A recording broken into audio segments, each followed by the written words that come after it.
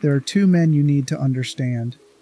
One exists in a novel written by Cormac McCarthy, adapted into a film that won 4 Academy Awards. The other exists in a video game about Cold War torture programs and corporate evil. They've never met. They occupy completely different universes, different mediums, different contexts, and yet, when you place them side by side and examine what they are rather than where they come from, something disturbing emerges. They might be the same person wearing different masks. Or more accurately, they might be two answers to the same question about what happens when a human being is born without the internal mechanisms that make someone care about suffering. Anton Chigurh walks like a force of nature given human form. His captive bolt piston punches through skulls and door locks with equal indifference. Franco Barbi stalks through the Signala facility with his sawed-off Lupara shotgun, his infantile affect hiding the kind of emptiness that allows him to torture people with the emotional investment an accountant brings to filing taxes. One kills for money and principle. The other tortures for institutional purposes and personal gratification that has nothing to do with pleasure as most people understand it. But underneath the different weapons and different circumstances, there's something identical in how they move through the world, how they process other human beings, how they experience violence not as transgression, but as simple fact. In this episode, we're going to trace the similarities and differences between these two characters, exploring what they reveal about psychopathy, evil, and the specific horror of people who function without the emotional architecture that makes most humans hesitate before causing irreparable harm. We'll diagnose them using real psychiatric frameworks, and we'll ask the question that makes both characters so disturbing.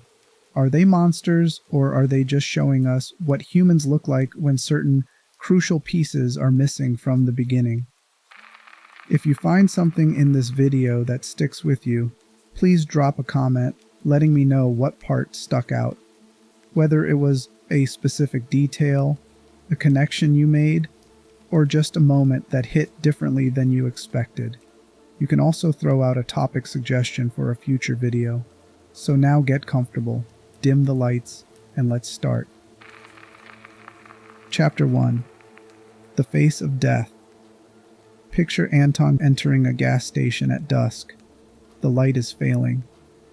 The proprietor is an older man who probably fought in World War II, who's lived a quiet life in rural Texas managing this small business that barely turns profit. He walks in with a stride that suggests absolute certainty about his right to occupy any space he enters. He has dark hair cut in a style that looks simultaneously modern and anachronistic. His clothing is unremarkable except for how deliberately unremarkable it is, and his eyes, when he looks at the proprietor, contain nothing you could call human warmth or curiosity, just assessment, calculation. The man behind the counter exists to Anton only as a variable in an equation he's constantly solving. Now picture Franco Barbi emerging from the cargo hold of a ship called the Angelina. Franco's appearance is the opposite of Anton's calculated plainness. His head is grotesquely enlarged from a congenital deformity resembling Pfeiffer syndrome, exacerbated by repeated trauma. His eyes bulge from their sockets in ways that suggest hemorrhage or brain damage. He wears an oversized pinstripe suit that was probably expensive once but is now stained and disheveled. A pacifier dangles from the ammunition bandolier across his chest. He looks like what he is, someone whose body advertises that something went wrong long before he became a killer. The contrast seems absolute. Anton moves through the world as an almost invisible threat. Franco announces himself visually as wrong, disturbing, someone your instincts would tell you to avoid. But watch what happens when each man encounters someone they've decided needs to die. The similarity emerges not in appearance but in the quality of their attention and the absence of anything resembling hesitation or remorse. When Anton kills, There's a ritualistic precision to it. He explains his reasoning, not to justify himself, but because he believes the person deserves to understand why this is happening. He offers coin flips while actually revealing his philosophy. The universe is random and cruel. Your death isn't personal. It's simply the outcome of a series of events you set in motion through choices you made, possibly choices as simple as marrying the wrong person or owning a business on a road where he needed to stop for gas. His weapon, the captive bolt pistol, is designed for stunning cattle before slaughter. It's pneumatic, nearly silent, leaving minimal evidence. The bolt punches forward into the skull and retracts, delivering death with mechanical efficiency and without the theater of firearms. Franco's methodology appears more chaotic at first glance. He uses a sawed-off shotgun loaded with ammunition he makes himself from teeth he's collected from victims. The violence is louder, messier, more visceral. Where Chigurh seems to embody cold fate, Franco presents as barely contained infantile rage. He calls himself a baby.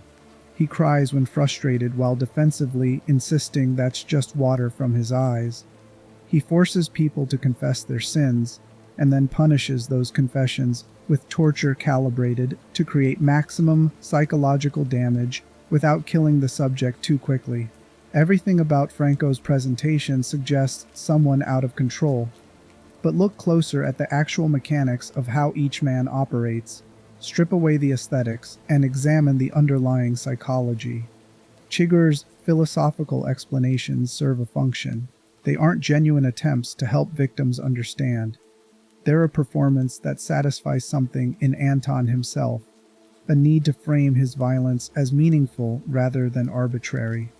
The coin flips create ritual that transforms murder into an expression of cosmic principle. This isn't compassion or even sadism as we normally understand it.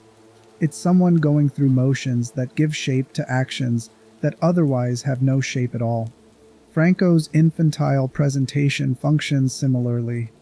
The crying, the pacifier, the references to being a baby, these aren't genuine emotional expressions. Franco isn't regressed to a childlike state. He's performing infantilization because it serves multiple purposes. It disturbs people in ways that make them easier to dominate. It provides a framework for violence that might otherwise lack structure. And most importantly, it creates psychological distance between Franco and his actions. When he tortures someone, he's not really doing it. The baby is doing it. The hurt, wounded child who never got what he needed is doing it.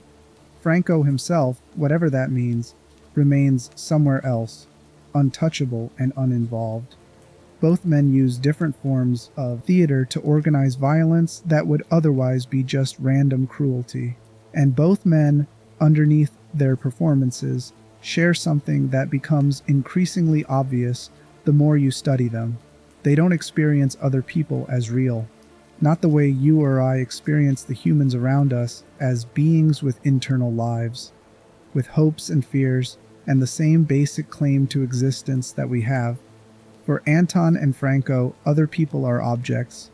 Useful objects sometimes, obstacles other times.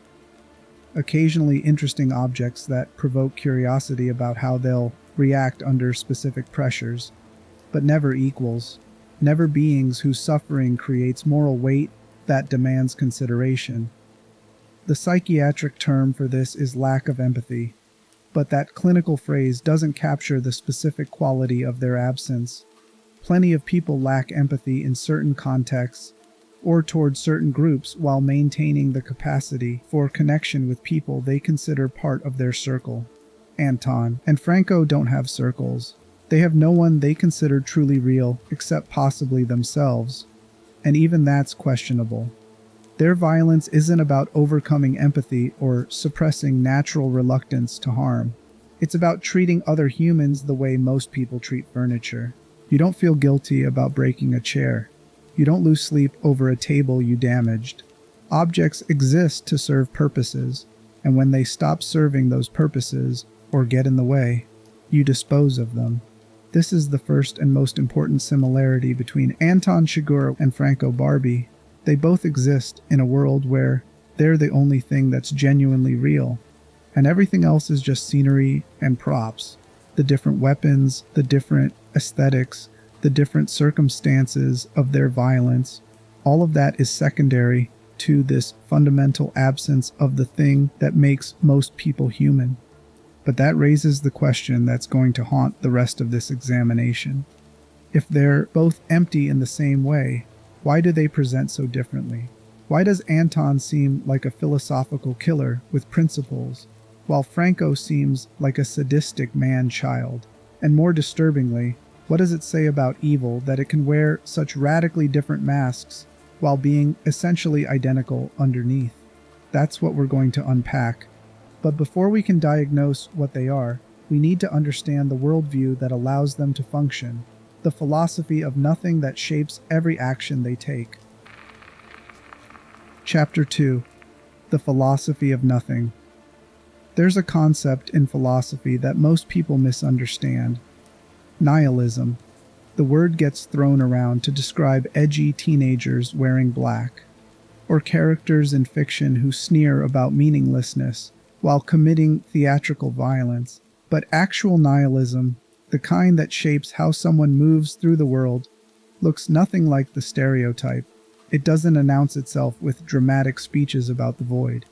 It just operates, quietly, efficiently, with the calm certainty of someone who's solved an equation that everyone else is still pretending has multiple answers. Anton is a nihilist in the truest philosophical sense. He doesn't believe the universe contains inherent meaning or moral structure. Right and wrong aren't cosmic principles written into reality. They're just stories humans tell themselves to avoid confronting the randomness and indifference of existence. When Anton kills someone, he's not violating a sacred law. He's just rearranging matter, stopping a biological process, eliminating a temporary pattern of organized atoms that was never going to persist anyway. This worldview surfaces in every interaction Anton has. When he offers the gas station proprietor a coin flip, he's not being merciful or cruel. He's demonstrating what he believes about causation and chance. The proprietor married into his current life, moved to this location, opened his station at the time when Anton happened to need gas. Every choice led inevitably to this moment. The coin flip doesn't introduce randomness into a deterministic system. It reveals that the system was always random, that every outcome is equally meaningless, that survival and death are equivalent because neither carries weight beyond the immediate physical fact. Listen to how Anton talks about fate and chance. He tells people they've been putting the coin in their pocket their whole lives without knowing it. Every action they took was accumulating toward this moment when their life would be decided by metal tumbling through air. This isn't poetry or metaphor for Anton. It's his literal understanding of how the universe functions. Causation exists, but purpose doesn't. Things happen because prior things caused them to happen, but none of it means anything. The chain of causation that led to you standing in front of Anton with a gun pointed at your chest is no different than the chain of causation that led to a particular rock sitting on a particular hillside. Both are just physics. Both are equally devoid of significance. This is what makes Anton's nihilism different from the performance version that appears in most fiction. He's not trying to shock people or make them uncomfortable with edgy statements about meaninglessness. He genuinely experiences reality as void of inherent value or purpose. When he kills, he feels nothing because there's nothing to feel. You can't grieve the loss of something that never had value to begin with. You can't feel guilt about ending something that was never meaningful in the first place. The philosophical term for this is existential nihilism, the belief that life has no intrinsic meaning, purpose, or value. Most people who encounter this idea either reject it immediately or struggle to build meaning despite it. They recognize that the universe might not care, but they decide to care anyway. They create purpose through relationships, through work, through contributing to communities and causes that matter to them even if they don't matter cosmically. Anton has no such struggle. He doesn't create meaning to fill the void. He simply inhabits the void comfortably, as though it's the natural state of existence and everyone else is engaged in pointless labor, trying to pretend otherwise. This makes him more frightening than someone who's angry about meaninglessness or someone who's trying to force meaning into an uncaring universe. He's just accepted, completely, without resistance or discomfort. Now look at Franco Barbi through the same lens. Franco never sits down and articulates a philosophical position about the meaninglessness of existence. He doesn't make speeches about fate or chance. He doesn't explain to his victims that their suffering is cosmically insignificant. But every action Franco takes demonstrates the same fundamental nihilism that Anton verbalizes. Franco's nihilism is lived rather than spoken. It's embedded in the casual way he inflicts suffering without needing justification beyond institutional permission and personal satisfaction. When Franco tortures reagents at Signala, he's operating from the assumption that their pain doesn't matter, not in the sense that he's decided their pain is less important than his objectives, in the sense that pain itself, suffering itself, has no inherent moral weight that would require justification or mitigation. Things hurt because nervous systems generate signals interpreted as pain. Those signals don't point toward any cosmic injustice or violation of sacred principles. They're just biological processes, no different than digestion or cell division. Franco's infantile presentation might seem like it contradicts nihilism. All that crying about mothers and warmth and needing to be held suggests someone desperately seeking meaning and connection. But watch what Franco actually does with those performances. He uses maternal imagery to disturb and manipulate victims. He references warmth and comfort while inflicting maximum trauma. The baby talk creates cognitive dissonance that makes psychological defense harder. None of it represents genuine seeking after meaning. It's all instrumental. Tactics deployed because they're effective. The difference between Anton's articulated nihilism and Franco's lived nihilism reveals something about how void manifests in different personalities. Anton has high verbal intelligence and philosophical inclinations. His nihilism gets organized into frameworks and principles that he can explain to others, even though those explanations serve performative rather than educational purposes. Franco lacks that verbal sophistication. His nihilism remains unarticulated, expressed through actions rather than ideas. But the underlying belief system is identical. Nothing matters. Pain and pleasure are equally insignificant. The universe contains no moral structure that would make cruelty wrong or kindness right. This shared nihilism explains patterns in both men's behavior that would be inexplicable otherwise. Why does Anton kill people he has no practical reason to eliminate? Because elimination and preservation are equivalent. Death doesn't diminish anything of value because human life contains no intrinsic value. Why does Franco torture beyond what protocols require? Because more suffering and less suffering are morally equivalent. There's no actual reason to minimize harm when harm is cosmically meaningless. The psychiatric literature on psychopathy notes that many individuals with severe antisocial personality disorder exhibit implicit nihilistic worldviews even when they lack the intellectual framework to articulate them philosophically. The absence of empathy creates a universe where other people's experiences don't register as morally significant. That absence of significance naturally extends to questioning whether anything is significant at all. If human suffering doesn't matter, what does? And when you can't find a satisfying answer to that question, the conclusion that nothing matters becomes logically inescapable. Most people avoid this conclusion through emotional rather than logical means. They feel that life matters, that relationships are important, that causing unnecessary suffering is wrong. These feelings persist, despite philosophical arguments, for meaninglessness, because the feelings are generated by neural systems that evolved to promote social cooperation and empathy. You can't think your way out of caring about others when your brain is wired to automatically generate caring responses. But Anton and Franco lack those neural systems. They don't feel that life matters or that suffering is bad. When they encounter philosophical or practical questions about meaning and value, they have no emotional anchors pulling them toward comforting answers. The void doesn't frighten them because they have nothing inside that would generate fear of meaninglessness. They just see reality clearly, or at least they see a version of reality unfiltered by the emotional distortions that make most humans recoil from nihilistic conclusions. This creates a situation where their nihilism is self-reinforcing. Every interaction confirms that other people are just mechanisms going through motions. The mechanisms protest that their lives matter, that suffering is bad, that meaning exists, but they can't demonstrate any of those claims in ways that would convince someone, without the emotional architecture, to feel their truth. So Anton and Franco remain nihilists because nothing they encounter provides evidence that would overturn their basic assessment.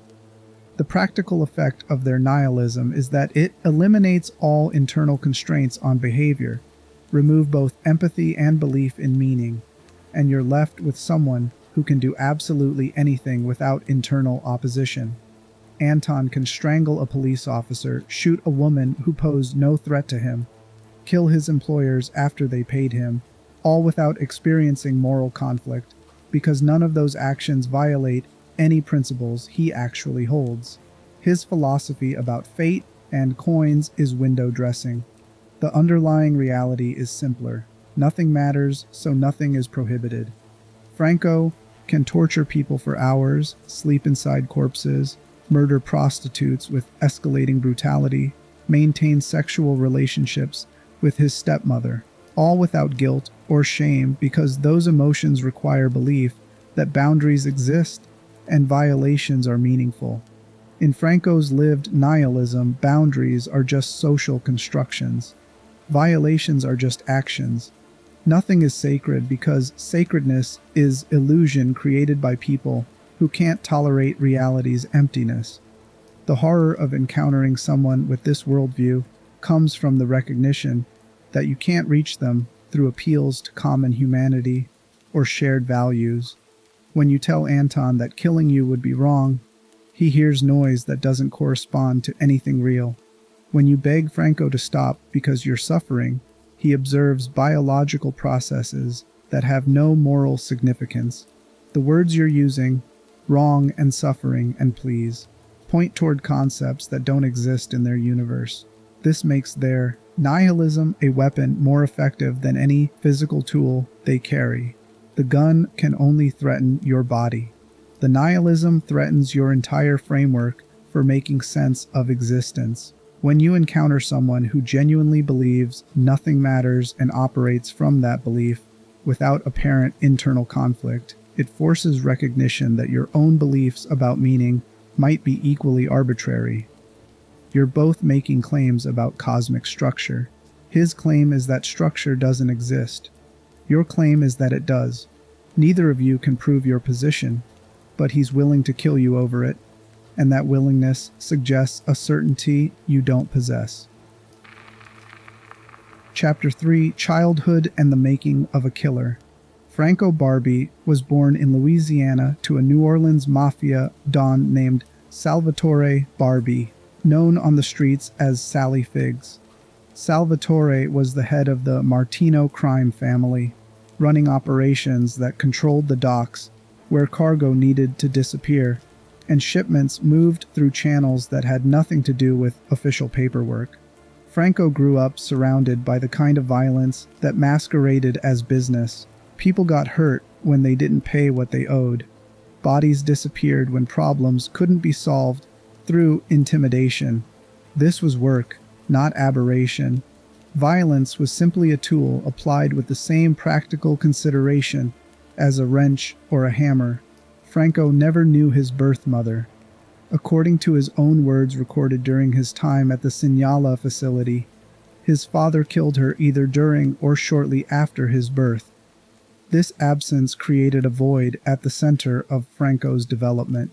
No maternal presence, no source of unconditional early attachment, just an empty space where the first and most important relationship should have existed. His father remarried multiple times throughout Franco's childhood, 4 wives total. These women came and went, none staying long enough to form real attachments, none providing the maternal care Franco had been denied from birth.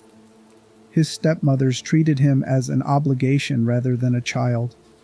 Affection was conditional, doled out when Franco performed correctly and withheld when he fell short of standards that shifted without warning or logic.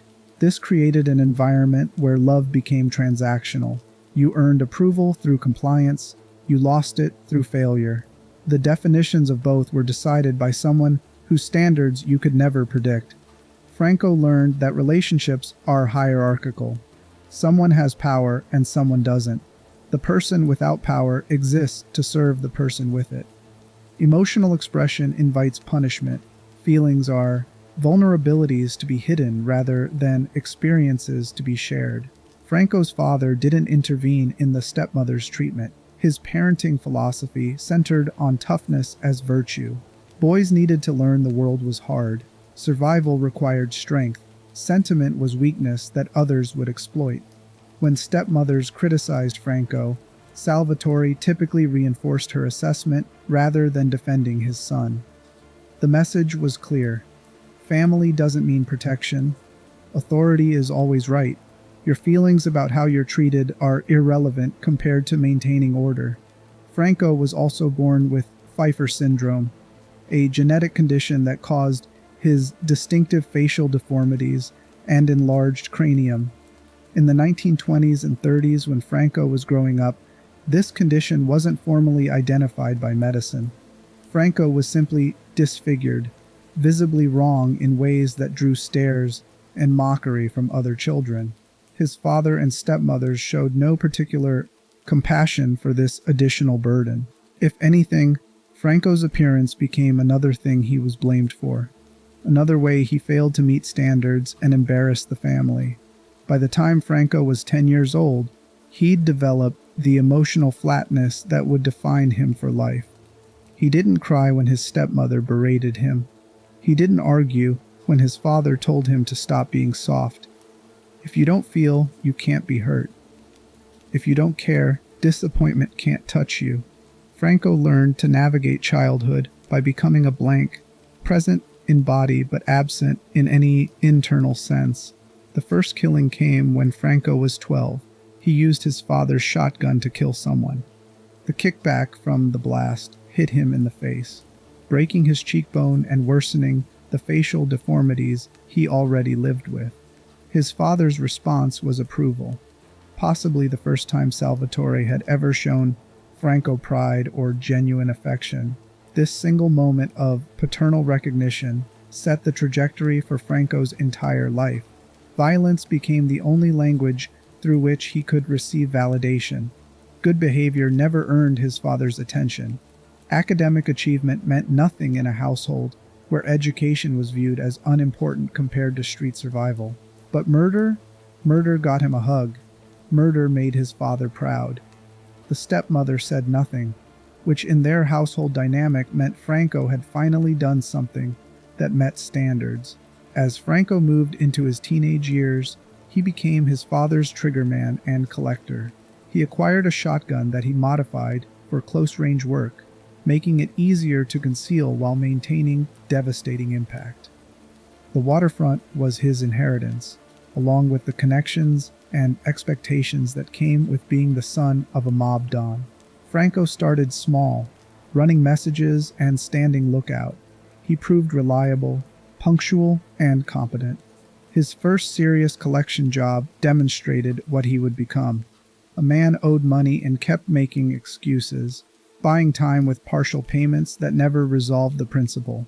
Franco was told to get the money or make it clear that further delays were unacceptable.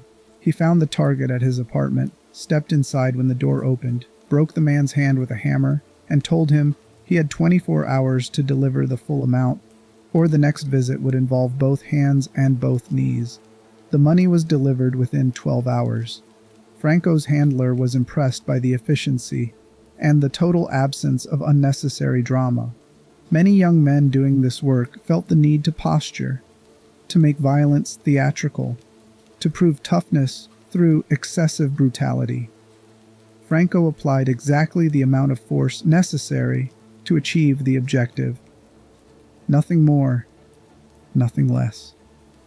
This suggested the right psychological profile, someone who viewed violence as a tool, rather than an expression of identity. But Franco's violence wasn't limited to professional contexts. As he grew older, his killings became increasingly brutal and took on dimensions that concerned even his mob connections. He murdered prostitutes with extreme violence. His victims were described as looking chewed up by the savagery inflicted on them. His impotency may have contributed to these murders, with Franco compensating for sexual dysfunction through escalating brutality. The final complication involved his fourth stepmother, Angelina Barbi. Franco engaged in a sexual relationship with her, a woman only a few years older than him. When Salvatore discovered the affair, he beat Franco severely enough to add new layers of trauma to his already deformed skull. Franco was then banished from Louisiana and exiled to Miami. His life spared only because of blood relation. This is the childhood that created Franco Barbi. Maternal absence from birth, conditional affection from stepmothers, genetic disfigurement that made him visibly wrong, violence as the only source of paternal approval, sexual dysfunction creating additional frustration, a household where emotional expression was punished and toughness was the only valued quality. By his early 20s, Franco was someone who'd learned that people were obstacles or resources, never anything more complex. Love was transactional, violence was problem-solving, and feelings were vulnerabilities to be hidden or eliminated entirely. Now consider Anton's childhood. Actually, you can't, because there isn't one. Not in the sense that we have detailed accounts of Franco's formative years. Anton appears in No Country for Old Men as a fully formed entity with no clear personal history. He's described as looking exotic because of his tan skin and blue eyes, suggesting mixed heritage that's never explained. Where he came from remains deliberately mysterious. What shaped him is left to speculation. He exists as something close to a force of nature that happens to have human form. This absence of backstory is itself revealing. Cormac McCarthy, who wrote the novel, made a choice to present Anton without the usual explanatory framework that helps readers understand violent characters. We don't learn about his childhood trauma. We don't get scenes showing how he became a killer.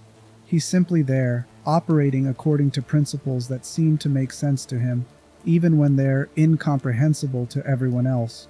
But the absence of explicit backstory doesn't mean we can't infer some things about Anton's development. His level of tactical competence and his knowledge of criminal networks suggest military or intelligence training at some point.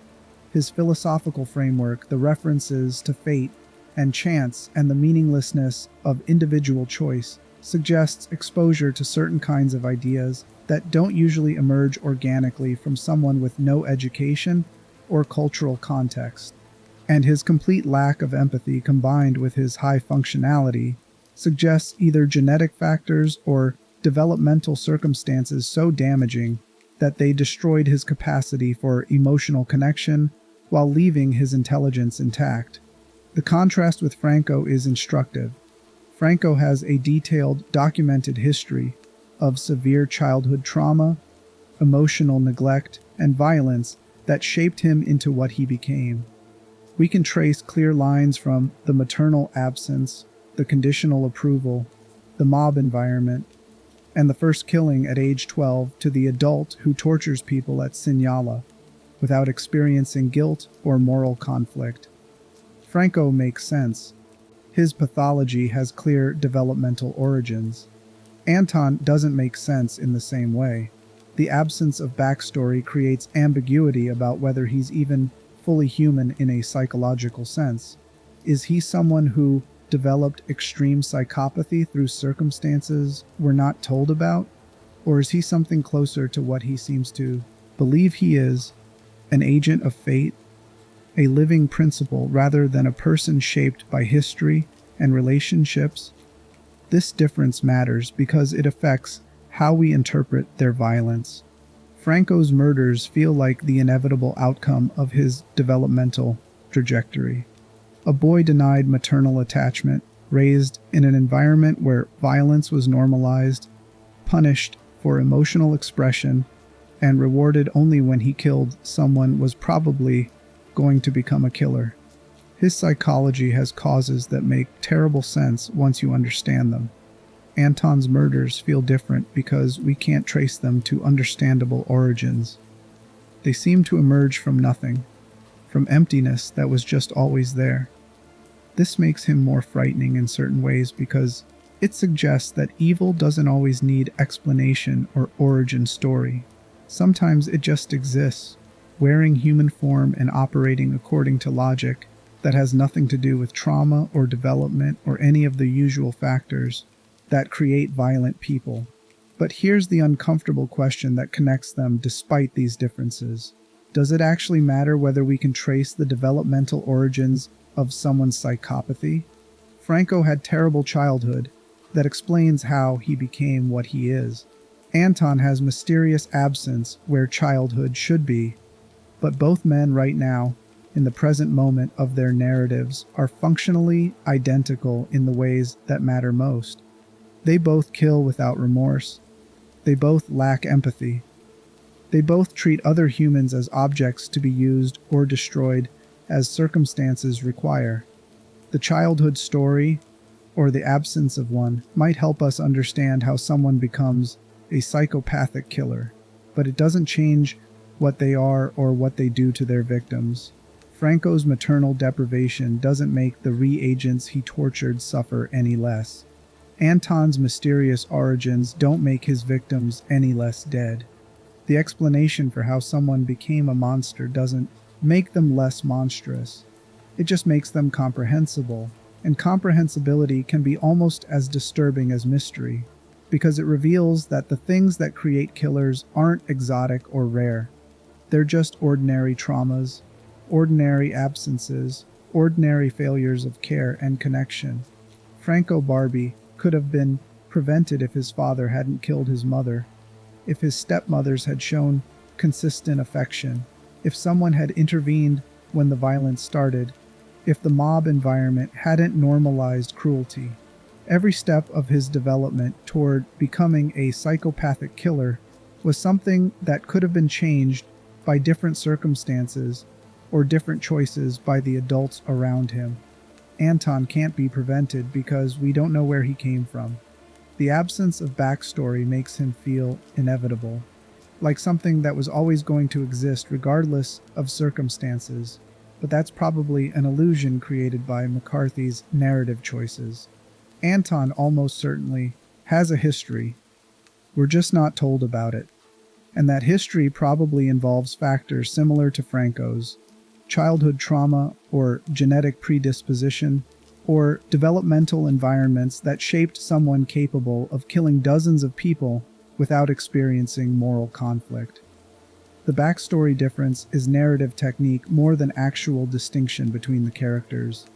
Franco exists in a story that wants us to understand how institutional evil finds and uses people with specific pathologies. So we get detailed history showing exactly how he became useful to Murkoff Corporation. Anton exists in a story about the incomprehensibility of violence and the failure of old men's frameworks for understanding the world. So we get mystery and ambiguity rather than explanation. But strip away the narrative framing, and you're left with two men who are psychologically nearly identical. Both lack empathy. Both view other people as objects. Both kill without remorse. Both have developed philosophical, or psychological frameworks that give structure to emptiness. The specific childhood experiences that created these presentations might differ, but the underlying pathology is the same. And that pathology, the specific shape of their absence, is what we need to examine next. Not the histories that created them, but the clinical reality of what they are right now. Functioning in the world, interacting with victims, making choices that demonstrate exactly which pieces of normal human psychology are missing and which remain intact. That's what reveals whether they're really the same character or just similar ones. The weapons and the histories can be different, while the underlying psychology remains identical. So let's do what the psychiatrists did when they analyzed Anton and declared him cinema's most accurate psychopath. Let's diagnose what's actually happening inside their heads. Chapter 4: The Clinical Diagnosis. In 2012, a panel of psychiatrists analyzed 400 movies featuring characters with psychopathic traits. They were looking for the most accurate portrayal of psychopathy ever put on screen, a character that matched the clinical reality of antisocial personality disorder, rather than the Hollywood caricatures that dominate most thrillers. After reviewing decades of cinema and examining everything from Hannibal Lecter to Patrick Bateman, they arrived at a conclusion that surprised many viewers but made perfect sense to anyone who understood the actual disorder. The most realistic psychopath in film history was Anton from No Country for Old Men.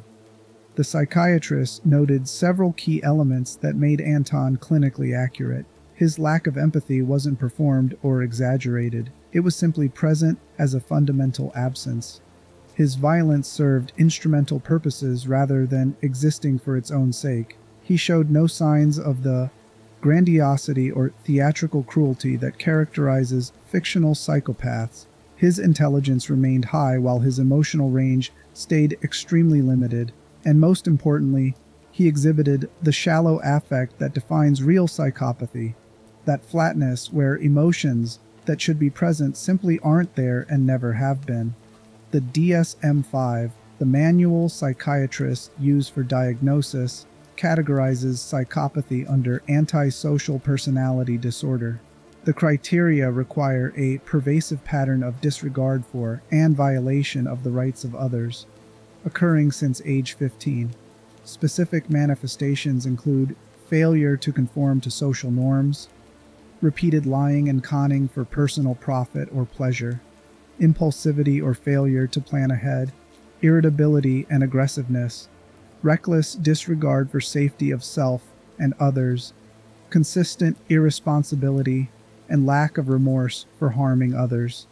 Anton meets every criterion comprehensively. He violates the most fundamental social norm, the prohibition against murder, with systematic regularity. He lies when deception serves his purposes, though he's also capable of disturbing honesty when that serves better. His planning ability is exceptional rather than impulsive, but this doesn't exclude him from the diagnosis because antisocial personality disorder can present with high functionality and strategic thinking. He shows controlled aggression rather than irritability, but the underlying disregard for others remains constant. His behavior demonstrates absolute reckless disregard for others' safety while maintaining careful attention to his own survival. And his lack of remorse is total and unwavering. The specific subtype of psychopathy Anton represents is what clinicians call primary psychopathy. This presentation involves low anxiety, high interpersonal dominance, and profound emotional detachment. Primary psychopaths don't experience fear the way other people do. Their nervous systems don't generate the physiological responses that create caution or hesitation in situations where most people would feel threatened. This allows them to remain calm in circumstances that would terrify normal individuals. Watch High's behavior when he's wounded after the confrontation with Llewellyn Moss. He's been shot, bleeding from a significant injury, sitting in a hotel room, performing self-surgery, with veterinary supplies. Most people in this situation would be experiencing intense pain, fear about potential infection or death, and psychological distress from the trauma of being shot. Anton shows none of this. He treats the wound with the same detached efficiency he applies to everything else. The injury is simply a problem requiring solution. His affect remains flat. His hands stay steady. He assesses what needs to be done, and does it without the emotional responses that would interfere with clear thinking. This absence of normal fear responses is one of the most dangerous features of primary psychopathy. It means Anton can walk into situations that would paralyze most people with anxiety and operate with complete tactical clarity. When he confronts Carson Wells in a hotel room, knowing that Wells is experienced and armed, Anton shows no visible nervousness or hesitation. He simply executes his plan. The risk doesn't generate emotional responses that would compromise his effectiveness.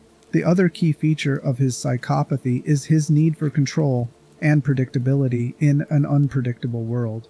This manifests through his obsession with philosophical frameworks that make random violence seem principled. The coin flips aren't genuine randomness. They're rituals that give him a sense of structure. When he tells the gas station proprietor that the coin has been traveling 22 years to arrive at this moment, he's expressing a worldview where everything that happens was always going to happen. This deterministic framework allows someone who kills people for money to experience his violence as expressions of fate rather than choices he makes. The psychiatrists who analyzed Anton noted that real psychopaths often develop elaborate internal narratives that reframe their harmful behavior as acceptable or even necessary. These aren't delusions in the clinical sense because the person knows their narratives don't reflect external reality. They're defensive cognitive structures that prevent whatever minimal conscience might exist from interfering with desired actions. His philosophy about fate and chance serves this function. It transforms murder into cosmic principle rather than moral choice. Now apply the same diagnostic lens to Franco Barbi. The childhood history we have for Franco makes his antisocial personality disorder easier to trace developmentally. Children who experience severe emotional neglect, exposure to violence, and absence of secure attachment frequently develop conduct disorder. This childhood diagnosis involves persistent patterns of behavior that violate social norms and rights of others. Franco killing someone at age 12 meets criteria for severe conduct disorder. His progression to adult antisocial personality disorder was nearly inevitable given his developmental trajectory. But Franco's presentation differs from Anton's in several important ways despite meeting the same core diagnostic criteria. Where Anton exhibits primary psychopathy with its characteristic low anxiety and emotional flatness, Franco shows features more consistent with secondary psychopathy. This subtype involves higher anxiety, more emotional reactivity, and violence that serves both instrumental purposes and emotional needs. Franco cries, even while insisting those are just tears that his eyes produce rather than genuine emotional expressions. He shows frustration when things don't go according to plan. His violence has clear psychosexual dimensions that suggest emotional drives beyond simple instrumental goal achievement. The infantile presentation with the pacifier and the baby talk reveals someone who needs psychological structure to manage internal states that Anton doesn't seem to experience at all. The critical diagnostic question is whether Franco's emotional displays are genuine or performed. Secondary psychopaths can experience emotions, particularly negative ones like anger and frustration, even though they lack empathy for others. Primary psychopaths have much more restricted emotional range overall. Franco's crying and apparent distress could indicate secondary psychopathy with real emotional reactivity, or they could be manipulative performances designed to disturb and confuse victims, while Franco himself remains emotionally flat underneath. The evidence suggests Franco's emotions, to the extent he has them, are primarily self-directed. He experiences frustration when his desires are thwarted. He shows what looks like satisfaction when violence achieves intended effects. But he demonstrates no capacity for empathy, no emotional response to others' suffering, except perhaps curiosity about how they'll react under specific pressures. His emotional range is extremely limited compared to normal human experience, even if it's slightly broader than Anton's near-total flatness. Franco also exhibits features consistent with sexual sadism disorder, a paraphilic disorder where sexual arousal depends on inflicting psychological or physical suffering on another person. His murders of prostitutes, his psychosexual violence, his sleeping inside corpses to simulate returning to the womb, all suggest sexuality that's been profoundly distorted by his developmental trauma and attached to violence as the primary source of gratification. Anton shows no clear evidence of sexual pathology. His violence appears purely instrumental, undertaken for money or to eliminate obstacles rather than for erotic gratification. This represents a key difference in how their psychopathy manifests. Franco needs violence to serve multiple functions simultaneously, achieving practical goals while also satisfying psychosexual drives. Anton's violence serves single purposes at a time. Kill this person for money. Kill that person because they witnessed something.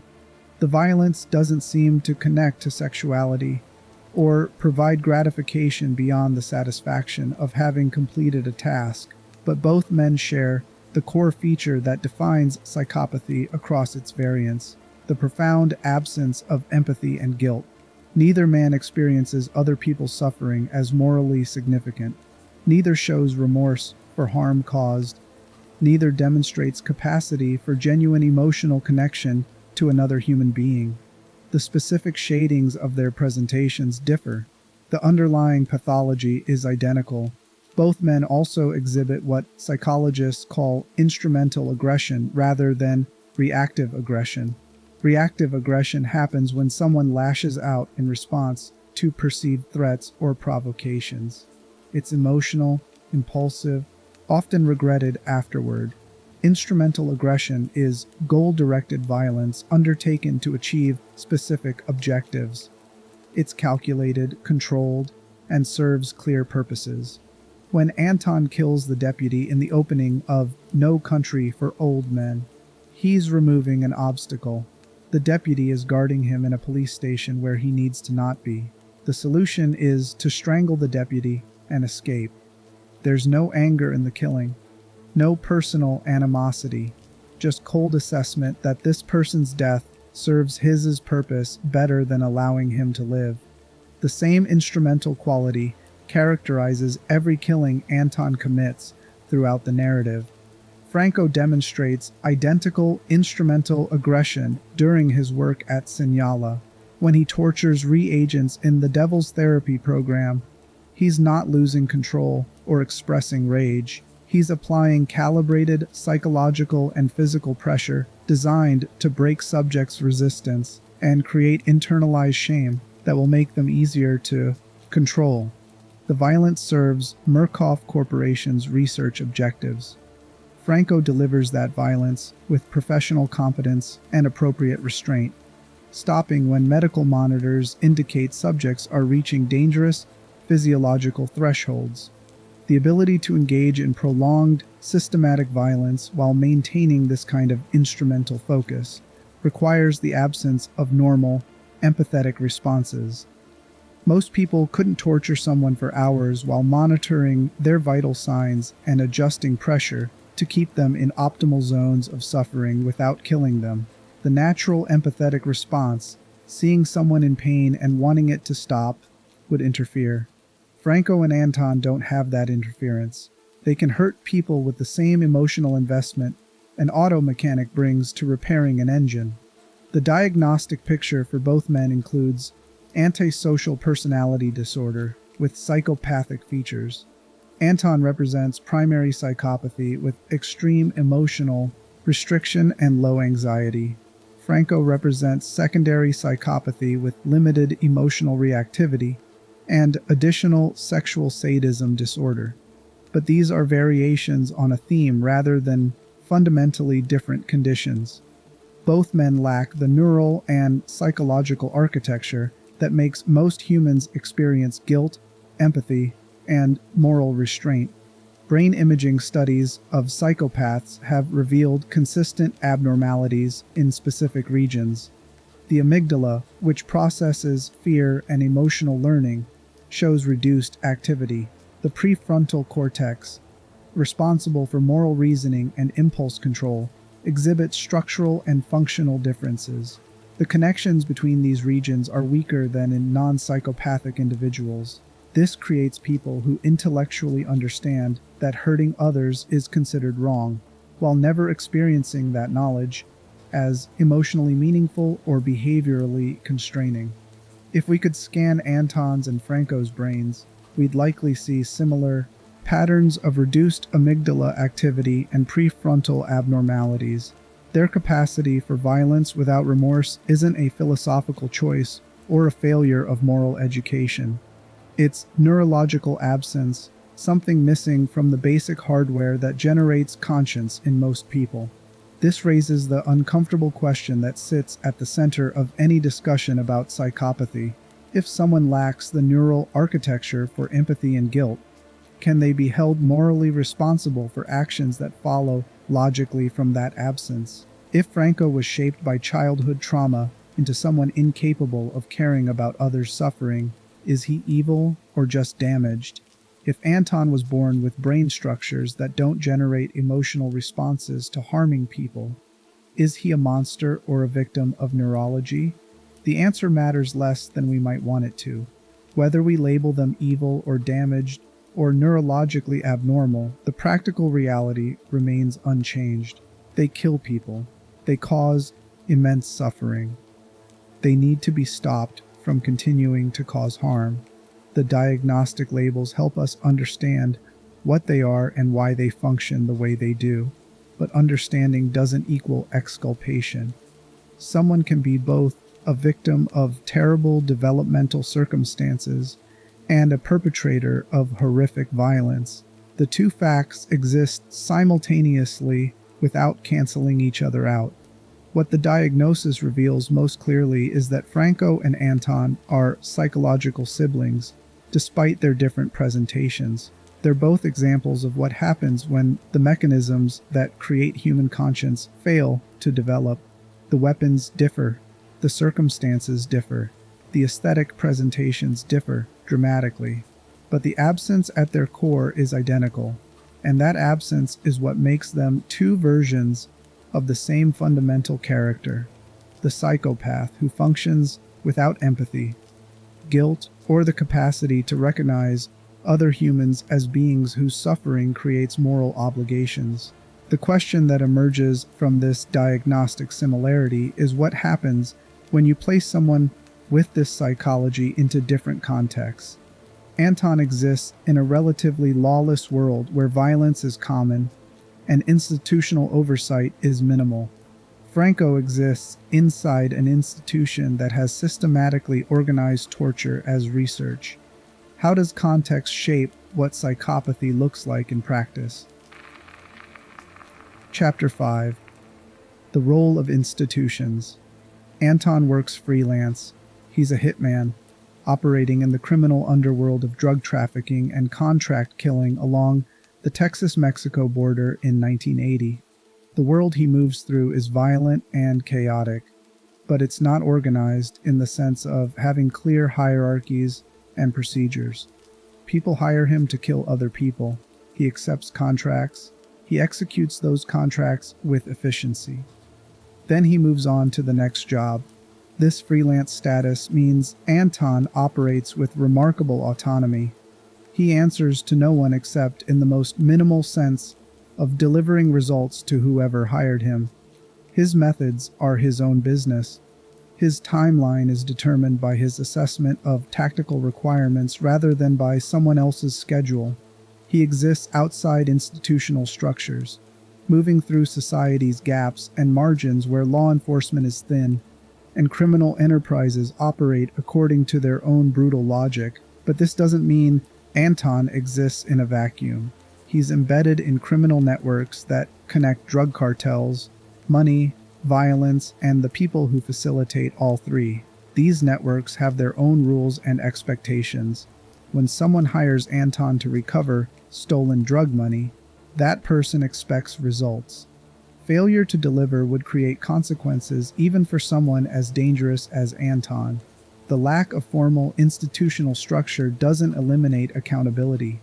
It just means that accountability operates through different mechanisms: reputation and demonstrated reliability, and the threat of violence from people with resources to hire other killers.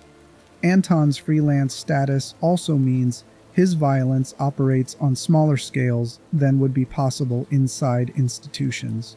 He kills dozens of people across the narrative of No Country for Old Men, a significant body count that reflects his lethality and the chaos of the drug trade environment he moves through.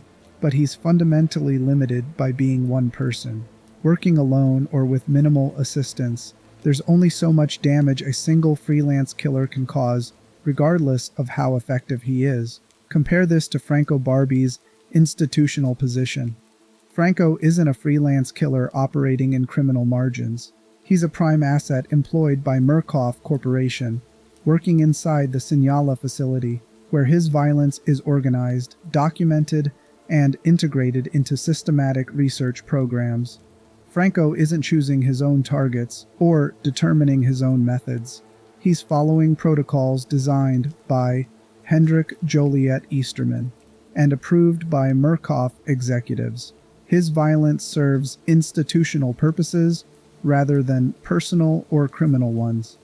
This institutional embedding transforms what Franco's psychopathy can accomplish. Instead of killing dozens of people over several years like Anton, Franco tortures potentially hundreds of reagents as part of Project Latha's operations. His violence isn't limited by his individual capacity because he has infrastructure supporting him. Medical staff monitor subjects' vital signs. Guards transport reagents between programs. Administrators document results and refine protocols based on Franco's effectiveness. The institution also provides legal protection that Anton lacks. When Franco tortures people at Signala, he's doing so under the cover of government-authorized research into psychological conditioning. Murkoff has connections to intelligence agencies and federal law enforcement that insulate the facility from scrutiny. The reagents have signed liability waivers, though those signatures were obtained under false pretenses and duress. If questions ever arose about Franco's activities, Murkoff's legal and political resources would be deployed to manage the problem long before Franco faced personal consequences. Anton has no such protections. If law enforcement identifies him and has sufficient evidence to prosecute, he'd face trial and likely execution. His survival depends entirely on avoiding detection and eliminating witnesses. Every person he encounters represents a potential threat to his freedom. This creates tactical constraints that don't apply to Franco's institutional work. The difference reveals something crucial about how psychopathy manifests in different contexts. Anton's freelance violence is spectacular and creates memorable, individual acts of brutality. The gas station scene where he nearly kills the proprietor over a coin flip demonstrates his philosophical cruelty and creates lasting impression. But the total harm Anton causes, while significant, pales compared to what institutional psychopathy can achieve. Franco's violence is less spectacular in individual instances. He's not making philosophical speeches or offering coin flips. He's just systematically breaking people according to protocols that have been refined through repetition.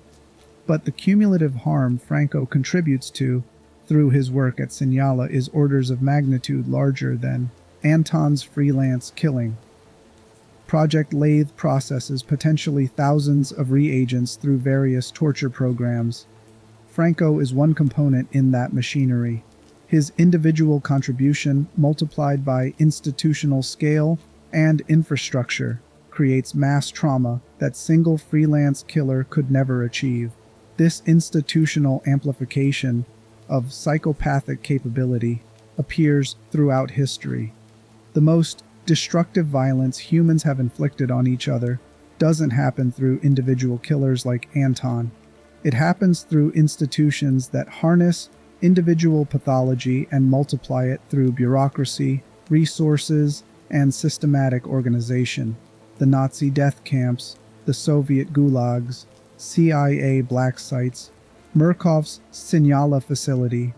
These institutional contexts take people who might be dangerous as individuals and transform them into components of machinery that generates suffering on industrial scales.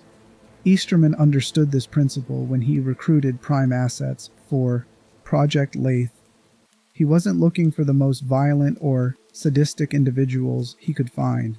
He was looking for people whose specific pathologies made them useful to institutional purposes while remaining controllable enough not to disrupt operations. Franco's psychopathy made him perfect because he could deliver systematic cruelty without requiring constant supervision or exhibiting the kind of chaotic unpredictability that creates operational complications. Anton would be a terrible institutional asset. His need for autonomy and his unwillingness to accept direction from others would make him resistant to following protocols. His philosophical framework requires him to make his own decisions about who dies and why. Subordinating those decisions to institutional authority would violate something fundamental in how Anton operates. He'd either refuse the institutional role entirely, or he'd subvert it in ways that made him liability rather than asset. Franco, despite his psychopathy, has greater capacity for institutional integration. His childhood in the mob taught him to follow orders when following them served his interests. He understands hierarchies and knows how to operate within them. His violence doesn't require philosophical justification the way Anton's does. He can torture people because Easterman tells him to without needing to construct elaborate explanations about fate and chance. The absence of Anton's philosophical needs makes Franco more flexible and more useful to organizations that want reliable instruments rather than independent operators. But the institution also shapes Franco in ways that reveal limitations of trying to harness psychopathy. Franco's violence at Sinyala escalated beyond what protocols specified during certain periods.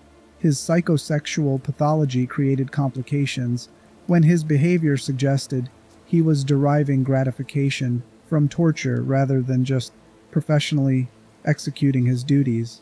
Easterman documented these concerns in notes that suggested Franco was becoming increasingly difficult to control despite his ostensible willingness to follow institutional directives.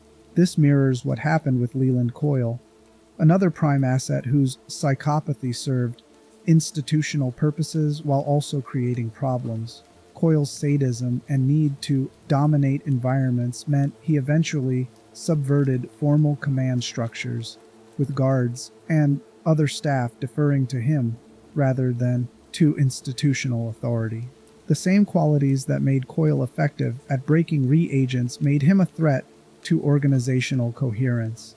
The lesson is that psychopathy can be channeled and amplified by institutions, but never fully controlled. Someone who lacks empathy and operates according to internal logic that doesn't align with normal moral constraints will eventually create problems even for organizations that deliberately recruited them for those exact qualities. The institution needs the psychopath's capacity for violence without remorse, but that same absence of conscience means the psychopath can't be trusted to limit their violence to organizationally appropriate contexts. Anton's freelance status avoids this problem by eliminating institutions from the equation entirely. He doesn't need to be controlled because he's not part of any organization. His violence serves his own purposes within the criminal economy he operates in. The people who hire him know he's dangerous and unpredictable. They accept that risk because his effectiveness makes him valuable despite the complications. The comparison between institutional and freelance psychopathy reveals that context determines scale more than individual characteristics.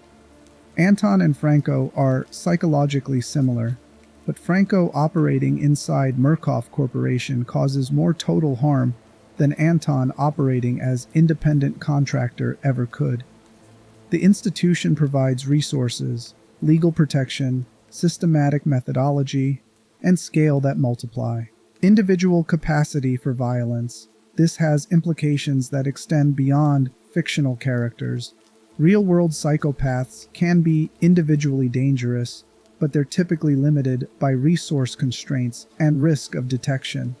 Real-world institutions that harness psychopathic traits, whether explicitly through recruitment like Murkoff, or implicitly through creating environments that reward psychopathic behavior, can generate harm on scales that individual pathology could never achieve alone.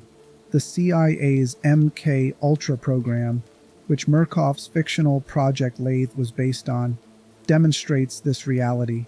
Individual interrogators and researchers who participated in MK Ultra might have had varying degrees of pathology, but the institutional context, the formal authorization, the resources, the systematic methodology, all combined to create a program that tortured hundreds of people across multiple sites over years of operations. No individual psychopath working alone could have achieved similar scale. So while Anton might be more memorable as a character because his violence feels more personal and philosophically coherent, Franco represents a more common and more dangerous manifestation of psychopathy in the real world. Most psychopaths who cause serious harm don't do so as freelance killers. They do so as components of institutional machinery that amplifies their pathology and protects them from consequences. That makes the institutional context one of the key differences between how these two psychologically similar characters function in their narratives. But it also raises questions about complicity and responsibility that neither No Country for Old Men nor Outlast Trials fully resolves. When institutions deliberately recruit and deploy psychopaths to cause harm, who bears more responsibility? The individual who lacks capacity for moral reasoning, or the institution that identified that absence and weaponized it for organizational purposes? The answer probably matters less than the recognition that both need to be addressed. Stopping individual psychopaths prevents specific harm. Dismantling institutions that harness psychopathy prevents systematic harm at much larger scales. But before we can talk about prevention or intervention, we need to understand one more dimension of how Anton and Franco operate: their relationships to rules, chaos, and the philosophical frameworks they use to make sense of violence. Chapter 6: Philosophy and the Illusion of Control. Anton believes in fate. He talks about it constantly, explaining to his victims that their deaths aren't personal choices he's making, but inevitable outcomes of chains of causation they set in motion through their own actions. When he offers the gas station proprietor a coin flip, he's not being merciful. He's demonstrating his worldview. The coin has been traveling 22 years to arrive at this moment. Everything that led to this encounter was always going to lead here. The flip determines nothing because the outcome was predetermined by forces neither man controls. This philosophical framework serves multiple functions for Anton. Most obviously, it provides structure for violence that might otherwise feel meaningless. Killing people for money could be experienced as empty repetition, pointless acts that generate income but don't connect to anything larger. By framing those killings as expressions of fate, Anton transforms them into something that feels more significant. He's not a hired killer, he's an agent of cosmic principle, delivering outcomes that were always going to happen regardless of individual choices or desires. The philosophy also eliminates moral responsibility in Anton's mind. If everything is predetermined, then he's not really choosing to kill people. He's simply the mechanism through which fate operates. The universe selected him for this role.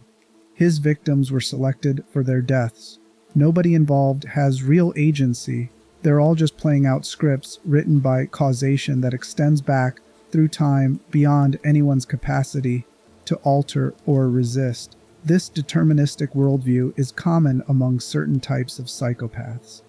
It provides intellectual justification for behavior that would otherwise require confronting the fact that you're choosing to harm people for personal benefit. If choice is an illusion, if everything is predetermined, then guilt makes no sense. You can't be morally responsible for actions you couldn't have done differently. The philosophy becomes a defense mechanism protecting whatever minimal conscience might exist from interfering with desired violence. But watch what happens when Anton's philosophy encounters resistance. When Carla Jean refuses to call the coin flip near the end of the narrative, she's rejecting his framework entirely. She tells him that he has choice, that he could simply leave instead of killing her, that the coin gives him an excuse but doesn't eliminate his agency. Anton insists she's wrong, that he made a promise to her husband and must keep it, that the coin flip is her only chance. She refuses to accept these terms. Anton kills her anyway, and in doing so, he reveals that his philosophy is a performance rather than genuine belief. If he truly believed in fate and predetermined outcomes, Carla Jean's refusal to flip the coin wouldn't matter. Fate would still operate regardless. But instead, he insists on the ritual. When she won't participate, he murders her anyway, while maintaining the fiction that this was inevitable rather than chosen. This demonstrates the fragility of the philosophical structure he has built around his violence. It only works when everyone plays their assigned roles. When someone refuses to validate his framework by participating in his rituals, the whole construction threatens to collapse into what it actually is: a killer deciding to kill someone because it serves his purposes. The philosophy isn't a genuine worldview.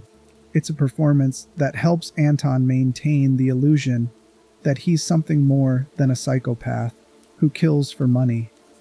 Franco Barbi has a different kind of performance, but it serves similar functions. His infantilization, the crying and the pacifier, and calling himself a baby, creates a framework that organizes his violence while providing psychological distance from responsibility.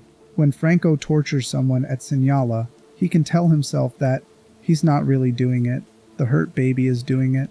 The child who never got maternal love is doing it. Franco himself remains somewhere else, untouched by what his hands accomplish. This dissociative quality appears in Franco's dialogue during his programs. He talks about being cold, needing warmth, wanting to crawl inside someone and feel safe. He references his mother, who he never knew, and his father, who only showed pride when Franco killed. The infantile language frames his violence as expressions of childhood need rather than adult choices. Like Anton's fatalism, Franco's infantilization transforms murder and torture into something that feels less like moral transgression and more like inevitable outcome of damage inflicted on him by circumstances beyond his control. But Franco's performance is also fragile and ultimately hollow. He's not genuinely regressed to childhood. He's a fully functional adult who understands exactly what he's doing and modulates his behavior based on tactical considerations. The baby talk and crying happen when they serve purposes, disturbing victims or providing psychological scaffolding for violence. They stop when Franco needs to be professional and follow protocols. The performance is conscious, controllable, instrumental rather than genuine. Both men use their respective frameworks to create illusions of control in environments that are fundamentally chaotic. Anton moves through the violent world of drug trafficking, where people die suddenly and meaninglessly. His philosophy about fate and predetermined outcomes imposes order on that chaos. Every death has meaning because it was always going to happen. Nothing is random even when it appears random. The universe operates according to principles that make sense even if humans can't fully comprehend them. Franco operates inside Signala, an institution designed to break human consciousness and rebuild it according to corporate specifications. The work involves systematic cruelty that could easily feel senseless and degrading. His infantile framework transforms that work into something that has meaning related to his own damage and needs. He's not torturing people for Murkoff Corporation's profit. He's expressing his maternal deprivation. He's acting out trauma. The violence connects to his personal history, rather than being purely institutional function. Neither framework stands up to scrutiny. Anton's fatalism contradicts his actions.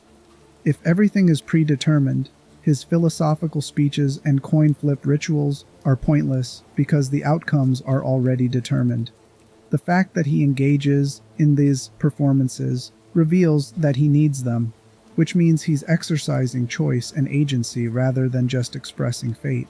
Franco's infantilization is transparent manipulation rather than genuine psychological state. He controls when the baby appears and when it disappears, which means he's using it as a tool rather than being genuinely trapped in childhood trauma. But the frameworks don't need to be logically consistent or authentic.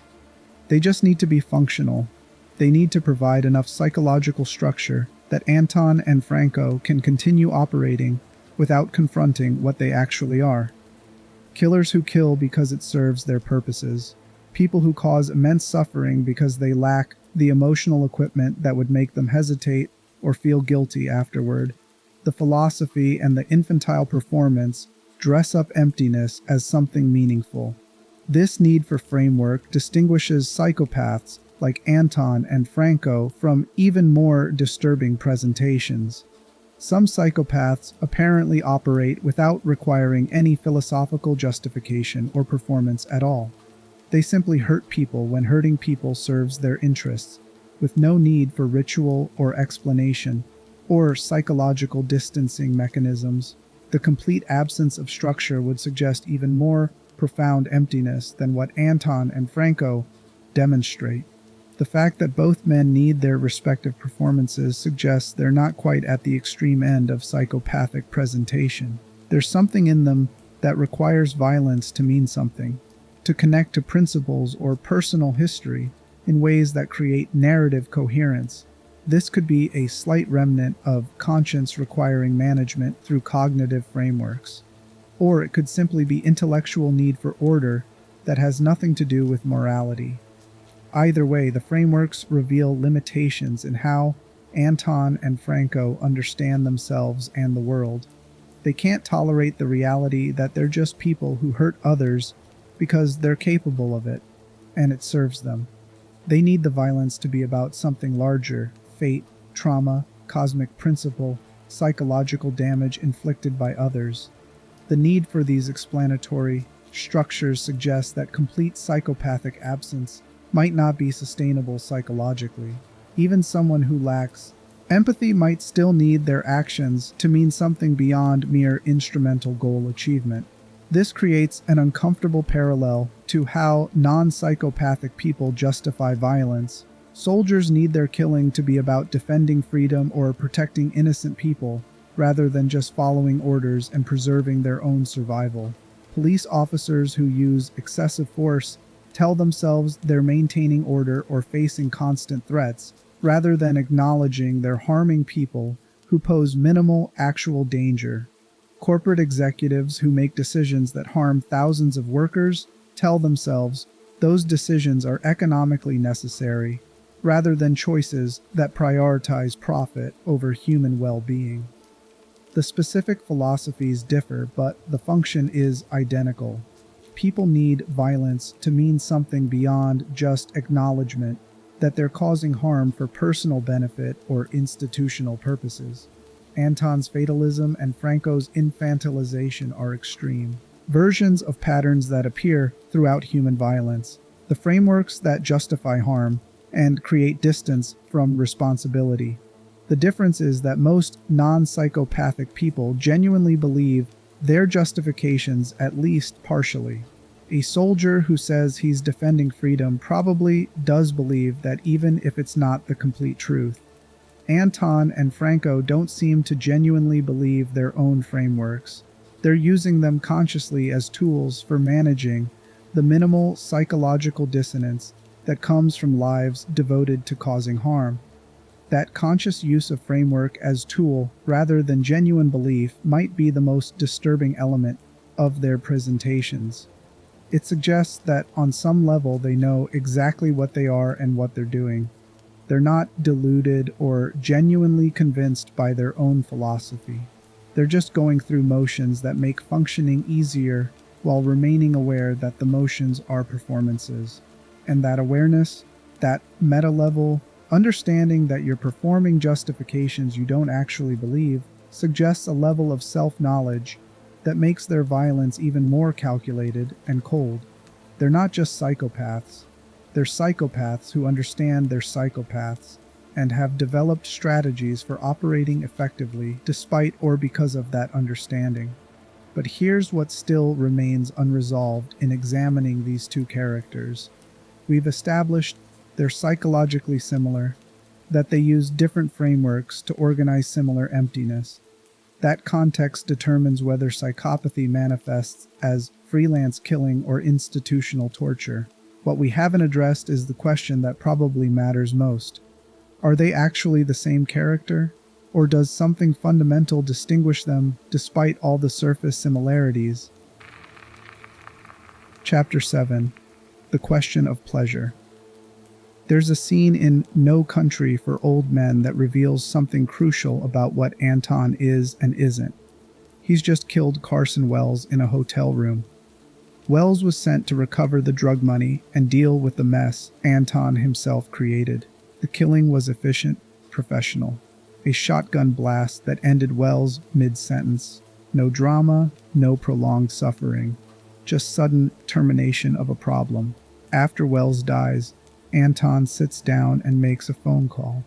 His voice remains calm, almost bureaucratic. He's informing someone about the situation, handling logistics.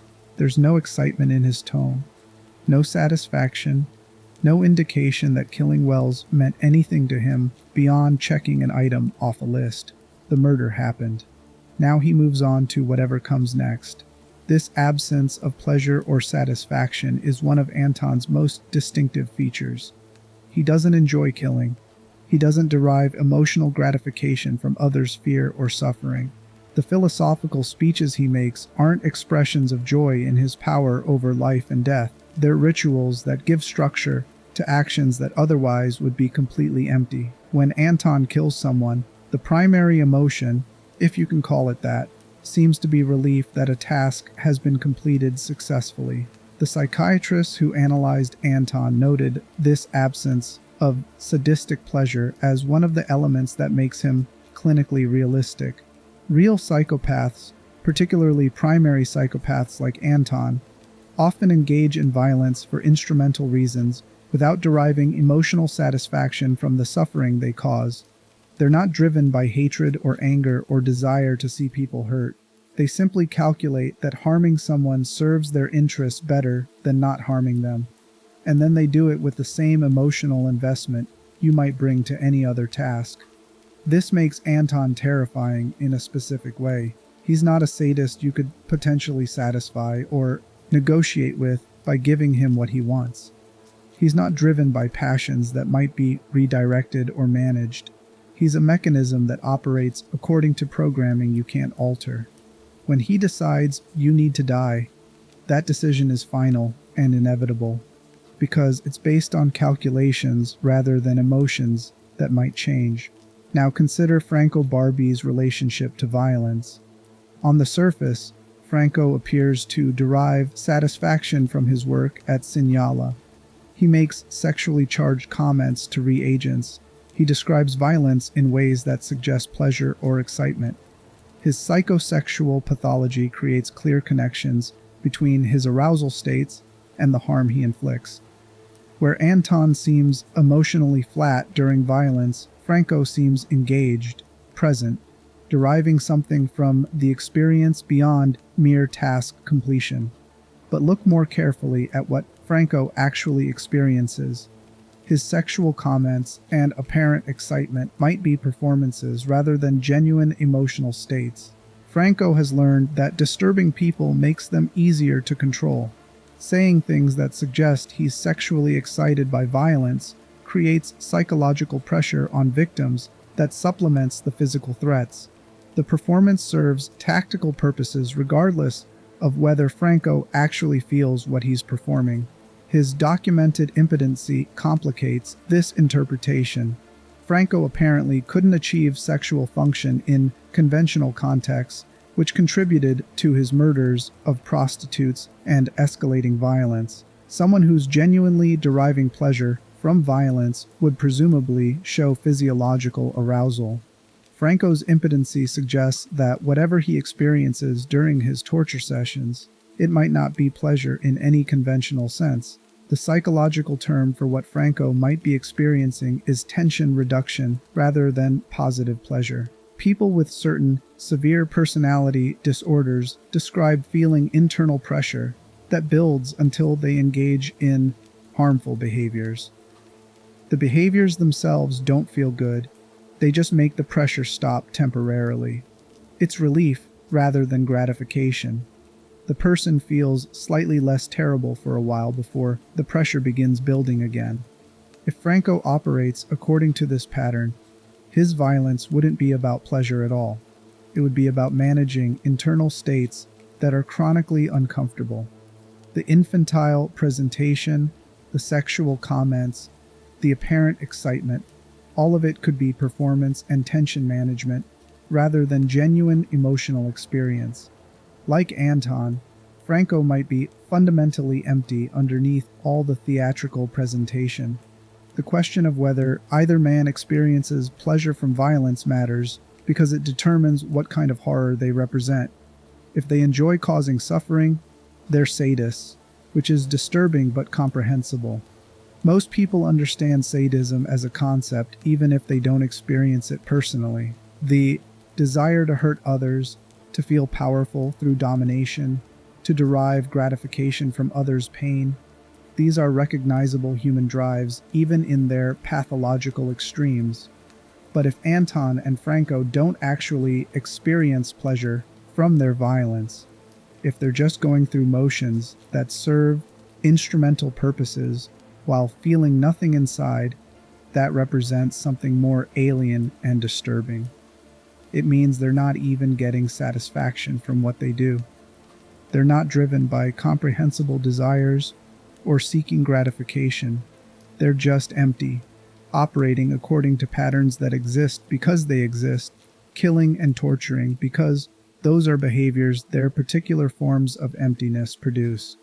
The evidence suggests both men fall more on the side of emptiness than sadism, though Franco's presentation is more ambiguous than Anton's. He demonstrates clear absence of pleasure in violence throughout his narrative. He never seems excited or satisfied. He remains flat, before, during, and after killings. The only thing that might approach satisfaction for him is the completion of tasks and the maintenance of his philosophical framework that gives meaning to meaninglessness. Franco shows more surface indicators of engagement and possible pleasure, but those indicators don't hold up under close examination. His impotency suggests his arousal systems don't function normally. His performances are too controlled and tactical to be genuine emotional expressions. His violence at Signala follows protocols and responds to medical monitoring in ways that indicate he's maintaining professional composure rather than losing himself in sadistic gratification. If both men are fundamentally empty rather than sadistic, it explains certain patterns in their behavior that wouldn't make sense otherwise. Anton's willingness to let the gas station proprietor live based on a coin flip seems incongruous with someone who enjoys killing. If murder provided satisfaction, why would he ever choose not to kill when he has the opportunity? The coin flip makes sense if killing is just task completion rather than pleasure. Sometimes the task parameters allow for someone to live. The outcome doesn't matter emotionally either way. Franco's ability to stop torturing reagents when medical monitors indicate they're reaching dangerous thresholds demonstrates similar emotional detachment. Someone genuinely lost in sadistic pleasure would have difficulty moderating their behavior based on external monitoring. The gratification would overwhelm tactical considerations. Franco consistently stops when protocols require stopping, which suggests he's not experiencing overwhelming pleasure that would make self-control difficult. This absence of pleasure makes both men more dangerous rather than less. Someone driven by sadistic desires can potentially be managed through strategic provision of what they want, or through interventions that address their psychological needs. Someone who's just empty can't be managed because they don't have needs in the conventional sense. They have patterns they follow, calculations they make, instrumental goals they pursue. But underneath all of that, there's nothing you could address or satisfy that would change their fundamental nature. The question of pleasure also affects how we interpret their theatrical presentations. Anton's philosophical speeches and Franco's infantile performance could be attempts to generate feeling where no feeling exists. Someone who's completely empty might develop elaborate performances, trying to create the sensation of having interior life.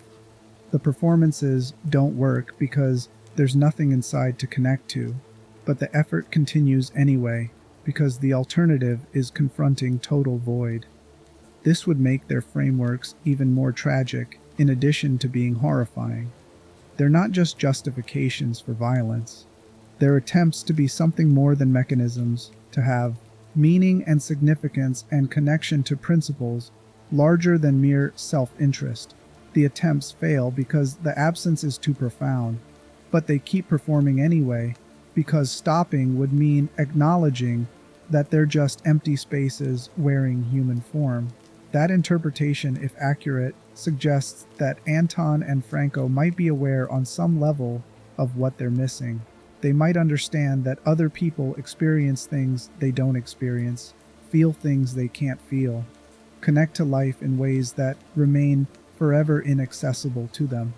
The philosophical frameworks and theatrical presentations become ways of managing that awareness, creating the illusion that they're participants in human experience rather than observers of something they can only intellectually understand. This possibility makes them sympathetic in the most uncomfortable way. If they're aware of their own emptiness, if they're trying unsuccessfully to generate something resembling normal human experience, then they're victims of neurology or development, in addition to being perpetrators of terrible harm. The victimization doesn't excuse what they do, but it complicates the moral picture in ways that resist easy answers.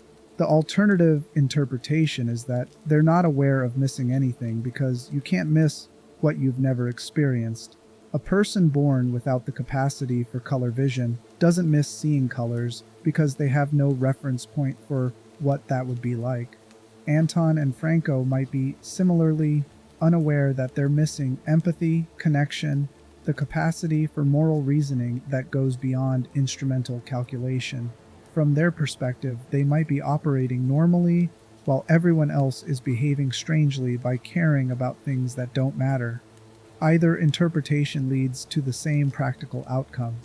Whether they're aware of their emptiness or completely unconscious of what they're missing, they remain dangerous and incapable of genuine change.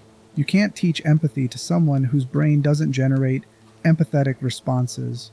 You can't create conscience where the neural architecture for conscience never developed. The absence is permanent, fundamental, not addressable through intervention or treatment. That permanence is what makes characters like Anton and Franco so disturbing in ways that go beyond their violence. They represent something that can't be fixed or redeemed. Most human problems, even severe ones, exist along continuums where improvement is theoretically possible. Depression can be treated, trauma can be processed, addiction can enter recovery. But psychopathy at the level Anton and Franco demonstrate isn't treatable. It's not a disorder someone has. It's what they are at the most fundamental level. And if pleasure isn't driving their violence, if they're not even getting satisfaction from what they do, then stopping them doesn't solve the deeper problem. It just removes two specific instances of a phenomenon that will keep producing more instances as long as humans continue to be born with or develop into the kind of profound emptiness that makes Anton and Franco possible. That recognition that they're symptoms of something larger rather than unique aberrations is what connects their fictional horror to real-world concerns. For every fictional Anton and Franco, there are real people with similar psychological presentations moving through society. Most don't become serial killers or institutional torturers. They become white-collar criminals, abusive partners, corrupt officials, people who cause harm in less spectacular but equally real ways. The emptiness finds whatever outlets are available, whatever contexts allow it to operate without triggering consequences. But we're not done examining what makes these two characters potentially the same person or potentially distinct. The question of pleasure is important. But there's another dimension we need to explore. Their relationships to their victims and whether those relationships reveal fundamental similarities or crucial differences. Chapter 8. How they see their victims. When Anton encounters someone he's going to kill, what does he see? Not a person in the sense that you and I understand personhood. Not a being with hopes and fears and interior life and the same basic right to existence that he himself has. He sees an obstacle or a variable or a data point in an equation he's solving. The specific humanity of the person in front of him is irrelevant to whatever calculations determine their fate. Watch how Anton interacts with the gas station proprietor. He asks questions: where the man is from, how long he's owned the station, whether he's married. These seem like attempts at connection or conversation, the normal small talk humans engage in when encountering strangers. But Anton isn't making conversation. He's gathering information, assessing, determining whether this person needs to die or can be allowed to continue existing. The proprietor's answers don't affect Anton's assessment as much as the man's. Attitude and awareness. When the proprietor seems to grasp that something dangerous is happening, when he shows appropriate deference and stops making the small assumptions about casual interaction that normal people make, he offers the coin flip. The man's survival depends on recognizing what he is and responding accordingly. It's a test of awareness more than anything about the man's actual character or life circumstances. This reveals that Anton categorizes people not by their humanity or moral worth, but by whether they understand the world as he sees it. The universe is chaos and violence barely contained by temporary order. Most people live in comfortable illusions, believing they're safe, that they matter, that their lives have meaning beyond random chance. When someone recognizes those are illusions, when they see reality as he sees it, he might allow them to live. Their awareness makes them slightly more real in his assessment, even if they're still fundamentally objects rather than persons. The people he kills without offering coin flips are those who remain trapped in normal frameworks of understanding. They think they can negotiate, can appeal to his better nature, can convince him that killing them would be wrong. These attempts at normal human interaction identify them as fundamentally unconscious of reality as Anton experiences it. That unconsciousness makes them even less real to him than the gas station proprietor, who at least dimly grasped that he was facing something outside normal human interaction. So Anton sees victims along a spectrum from completely unaware to partially conscious of the void. But even at the most aware end of that spectrum, they're still not real to him as equals. They're slightly more interesting objects. Objects that understand they're objects.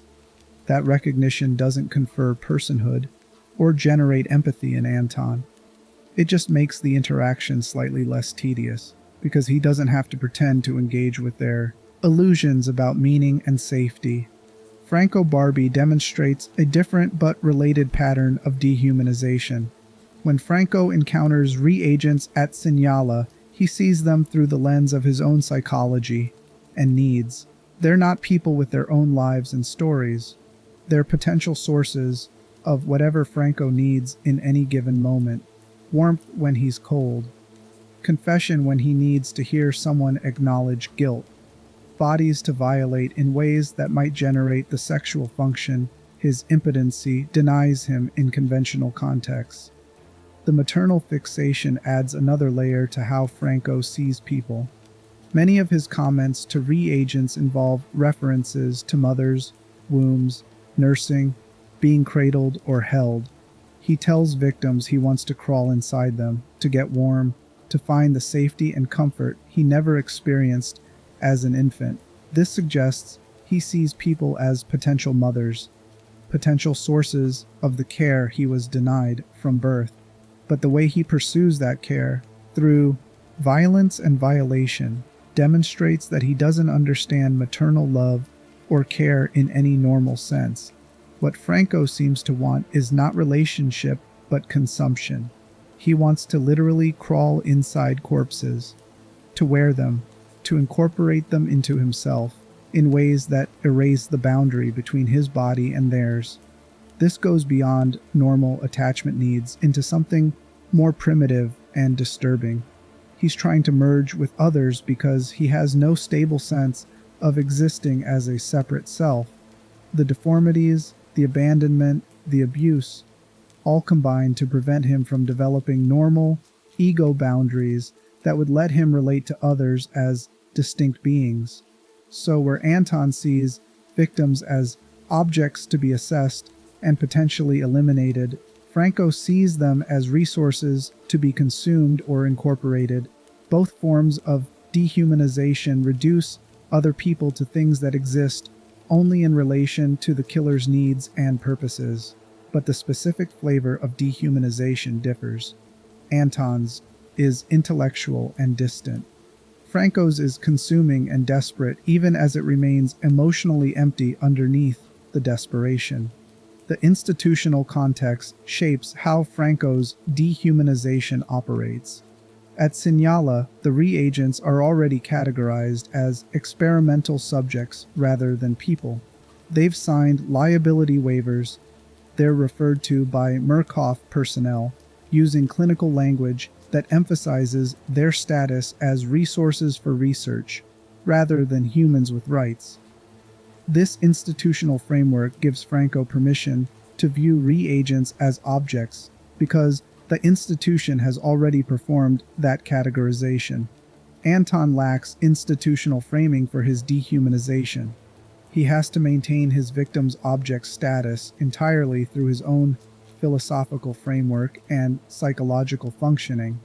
The drug money he's tracking belongs to people who won't complain to authorities if it's taken from them.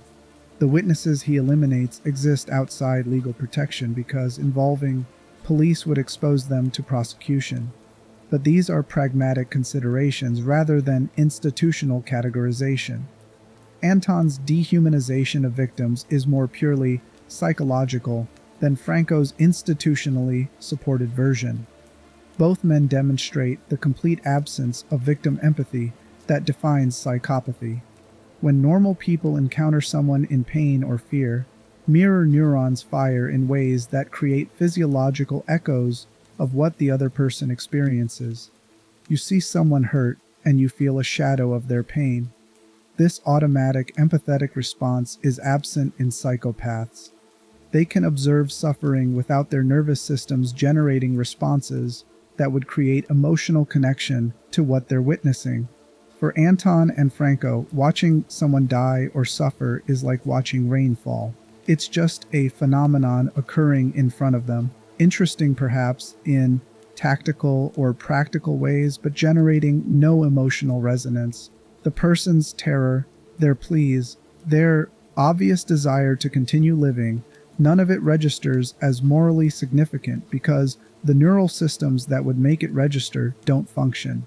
This creates situations where both men can engage in conversations with people they're about to kill without experiencing cognitive dissonance. Anton chats with Carson Wells about the philosophical dimensions of their situation right up until he shoots Wells in the chest. Franco conducts extended interrogations of reagents, learning details about their lives and confessions about their guilt, before torturing them with techniques calibrated to their specific psychological vulnerabilities. The information they gather through these conversations doesn't make victims more human to them. It just makes the violence more effective when it comes. The psychiatrists studying psychopathy note that this ability to learn about people without developing empathy for them is one of the most dangerous features of the condition. It means psychopaths can be charming, engaging, capable of simulating connection while remaining completely detached internally. They use the information others reveal not to build relationship, but to identify vulnerabilities they can exploit. Every detail someone shares becomes a potential weapon to be used against them. Both Anton and Franco demonstrate this instrumental use of interpersonal information. Anton's questions aren't expressions of interest in people. They're data-gathering exercises that inform his assessment of whether someone understands reality correctly enough to warrant the courtesy of a coin flip. Franco's interrogations aren't therapeutic sessions designed to help reagents process guilt. They're tactical exercises identifying which psychological pressures will most effectively break each subject's resistance. The victims themselves rarely recognize what's happening until too late. Normal humans assume that someone engaging with them conversationally, asking questions, and appearing to listen must be experiencing some form of connection or empathy. The violation when that assumption proves false, when the person you thought you were connecting with reveals themselves as utterly indifferent to your existence, creates trauma that goes beyond physical harm. It's the discovery that you fundamentally misread the interaction, that you were never speaking with another person, but with something wearing a person's mask. This betrayal of normal social expectations is weaponized by both Anton and Franco. Anton uses philosophical language and careful explanations to create the impression of reason and principle. Victims might think they can negotiate or understand their way out of danger because Anton seems thoughtful and deliberate. The discovery that his philosophy is just performance, that underneath he's operating according to calculations that have nothing to do with the ideas he's expressing, comes too late to alter outcomes. Franco uses his infantile presentation and references to maternal needs to create confusion and disgust that destabilizes victims' ability to defend themselves psychologically.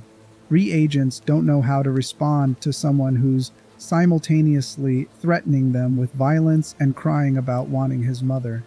The cognitive dissonance makes it harder to maintain defensive psychological structures. By the time they recognize that Franco's performances are calculated tactics rather than genuine expressions, they're already broken enough that resistance no longer matters. The way both men relate to victims reveals that their emptiness extends beyond lack of empathy into something more comprehensive. They don't just fail to feel others' pain. They fundamentally don't recognize other people as real in the sense of being centers of experience equivalent to their own consciousness. Everyone else is just mechanism, biological robots going through programmed motions. The robots might be complex enough to simulate genuine feeling and experience, but simulation isn't reality, and Anton and Franco know the difference even if the robots themselves don't. This solipsistic worldview, where only the self is truly real and everything else is uncertain or illusory, sometimes appears in philosophical contexts as an intellectual position. For Anton and Franco, it's not philosophy. It's their lived experience of reality. Other people genuinely don't seem real to them. The evidence for others' consciousness remains eternally uncertain. The safest assumption, the one most consistent with their experience, is that they're the only thing in the universe that genuinely exists, while everything else is just complicated mechanism. That assumption makes violence trivial. Breaking a mechanism that simulates human experience carries no more moral weight than breaking any other complicated machine. You might avoid doing it if the machine is useful, or if breaking it creates practical problems. But there's no inherent wrongness in the act itself because nothing genuinely capable of suffering is being harmed. Just gears and processes stopping, simulated pain subroutines running, biological programming terminating. If this is actually how Anton and Franco experience reality, it explains their behavior more comprehensively than any other interpretation. They're not evil in the conventional sense of knowing something is wrong and doing it anyway.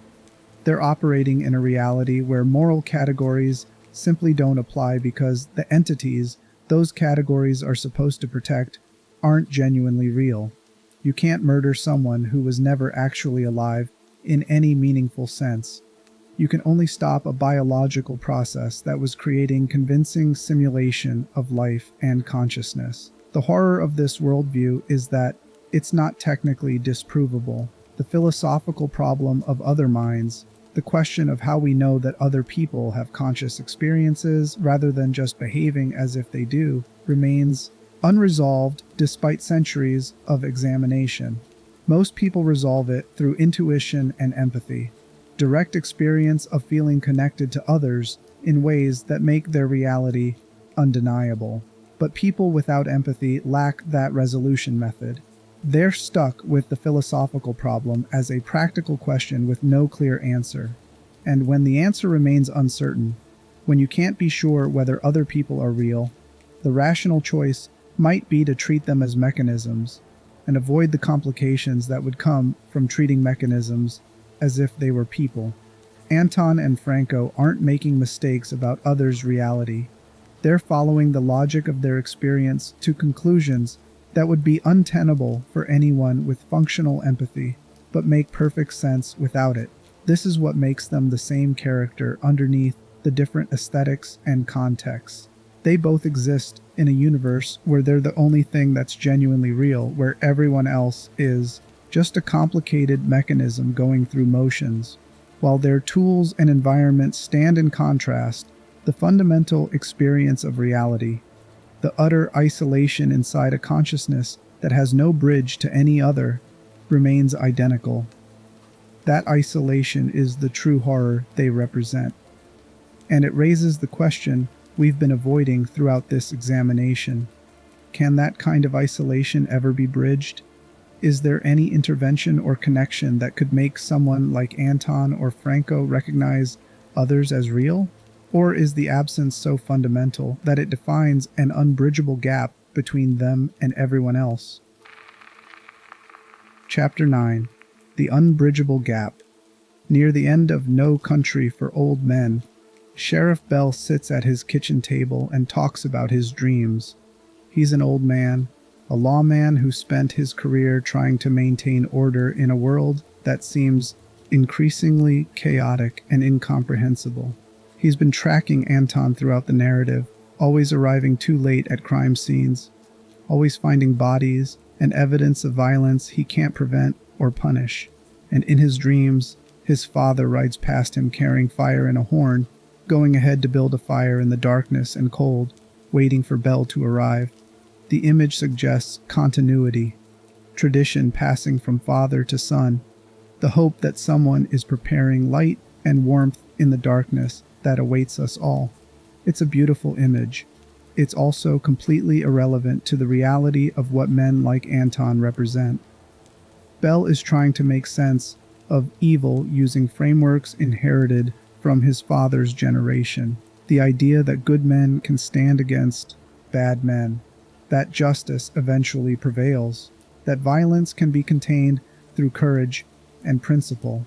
But he doesn't fit any of those frameworks. He's not a bad man in the sense that Bell understands badness. He's not someone who chose to reject good values in favor of evil ones. He's something that exists outside the entire moral framework Bell inherited and spent his life upholding. The fire his father is building in the darkness doesn't illuminate Anton because he isn't darkness opposing light. He's the absence of the entire system where those concepts have meaning. This unbridgeable gap between normal human moral understanding and psychopathic functioning is what makes characters like Anton and Franco so disturbing. They're not adversaries who can be defeated through courage or wisdom or superior force. They're reminders that some forms of human psychology exist entirely outside the frameworks that make society possible. All the principles about human dignity, the value of life, the importance of treating others as we'd want to be treated, these foundations of social organization simply don't apply to people who lack the neural architecture that makes those principles feel meaningful. Franco Barbi demonstrates the same unbridgeable quality inside institutional contexts. Easterman, for all his own pathology and moral compromise, still operated within certain frameworks. He believed his work at Signala served important purposes related to national security and scientific advancement. He'd constructed elaborate justifications that let him frame torture as research. He needed those justifications because some remnant of conscience required managing, even if it was profoundly damaged conscience that allowed terrible rationalizations. Franco needed no such justifications. He tortured reagents because Murkoff told him to, and because doing so served his interests by providing institutional protection and opportunity to indulge his pathology. If Murkoff had told him to stop torturing people and start doing something else, he would have switched tasks with the same emotional investment. The specific content of his work mattered less than having work that allowed him to function. He was completely flexible about what role he played, because he had no internal values or principles that would make some roles more acceptable than others. This flexibility makes psychopaths simultaneously easy and impossible to work with institutionally. They're easy in the sense that they'll follow directions without moral qualms interfering. They won't refuse assignments because those assignments violate their values. They won't blow whistles or develop crises of conscience that create complications. As long as serving the institution serves their interests, they'll be reliable instruments for whatever purposes the institution has. But they're impossible to work with in the deeper sense that they can never be trusted. Their cooperation depends entirely on instrumental calculation about whether cooperation serves them better than defection. The moment circumstances change and betraying the institution becomes more advantageous than serving it, they'll betray without hesitation or warning. There's no loyalty to appeal to, no shared values to activate, no sense of obligation that would make them honor commitments when doing so conflicts with self-interest. Murkoff learned this reality with multiple prime assets. The corporation could use their pathology for institutional purposes, but it could never truly control them because control requires leverage over something the person values. Franco valued his own survival and freedom. When those were threatened, he'd cooperate.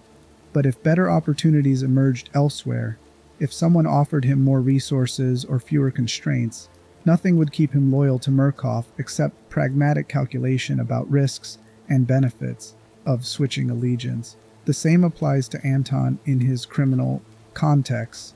People hire him because he's effective and discreet, but they remain aware that Anton is fundamentally unpredictable because he operates according to principles they don't share and can't fully understand. When he kills his employers at the end of No Country for Old Men, it's not betrayal in any meaningful sense. He's simply completing a sequence of actions that make sense according to his assessment of the situation. The people who hired him were part of systems that created problems for him. Eliminating them resolves those problems. The fact that they paid him is irrelevant because obligation and gratitude aren't things Anton experiences.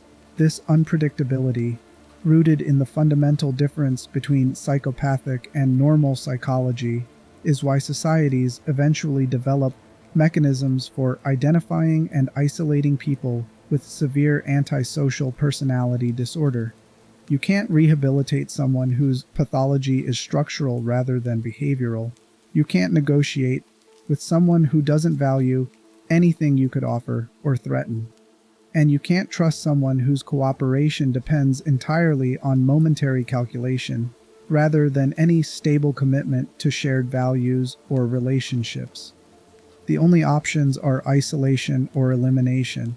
Keep them away from potential victims through imprisonment or institutionalization, or kill them when they become too dangerous to be managed through confinement. These are ugly options that violate comfortable beliefs about rehabilitation and redemption, but they reflect the practical reality that some forms of human psychology are fundamentally incompatible with social existence and can't be changed through intervention. Bell's dreams about his father and the fire waiting in the darkness represent the worldview that most people need to function. The belief that good persists even in darkness. That light awaits those who endure. That meaning exists beyond individual lives and connects us to traditions and communities that give purpose to suffering. These beliefs are psychologically necessary for most humans. Without them, the randomness and cruelty of existence becomes unbearable. But those beliefs are also comforting illusions from the perspective of people like Anton and Franco. The universe doesn't care about good or evil. No fires wait in darkness except the ones we build ourselves. Traditions and communities are just mechanisms that serve survival purposes without possessing intrinsic value. Meaning is projection, storytelling we engage in to avoid confronting that nothing actually matters beyond immediate experience. This is where the gap becomes truly unbridgeable. It's not just that Anton and Franco lack empathy. It's that they inhabit an entirely different universe than the one most people live in. Same physical reality, completely different experience of what that reality means and how to navigate it. The gap can't be closed through education or exposure or relationship because the difference is too fundamental. You can't teach someone to see fire in the darkness when they lack the neural systems that would make fire seem meaningful, as metaphor rather than just combustion. The tragic element is that this gap isolates psychopaths as profoundly as it isolates their victims. Anton exists in a universe where he's completely alone, surrounded by biological mechanisms that simulate but don't possess genuine consciousness. Franco lives in similar isolation, unable to connect to others in ways that would make relationship anything beyond tactical exchange.